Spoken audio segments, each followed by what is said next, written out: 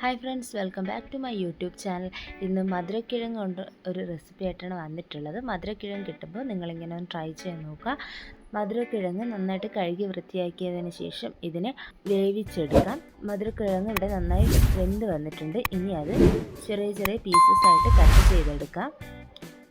ഇനി ഇതിലേക്ക് ആവശ്യത്തിനുള്ള മുളക് പൊടി, ഉപ്പ്, ഗരം മസാല, മഞ്ഞൾപ്പൊടി, പിന്നെ നമുക്ക് കോൺഫ്ലവർ കൂടെ ആഡ് ചെയ്ത് അല്പം വെള്ളം ചേർത്തൊന്ന് 10 മിനിറ്റ് ഒന്ന് റെസ്റ്റ് ചെയ്യാനായിട്ട് വയ്ക്കാം. നമ്മുടെ കണ്ണിൻ്റെ ആരോഗ്യത്തിനൊക്കെ വളരെ ആരോഗ്യ ഗുണമായ ഒന്നാണ് മധുരക്കിഴങ്ങ്.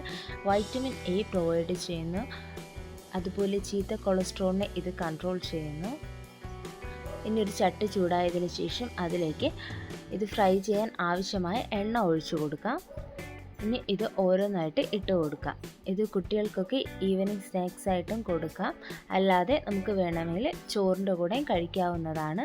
ആ മധുരക്കിഴങ്ങിൻ്റെ മധുരവും അല്പം എരിവൊക്കെ ചേരുമ്പോൾ വളരെ ടേസ്റ്റാണ് ഇത് കഴിക്കാൻ. സ്വാദിഷ്ടമായ മധുരക്കിഴങ്ങ് വിഭവം ഇവിടെ തയ്യാറായിട്ടുണ്ട്.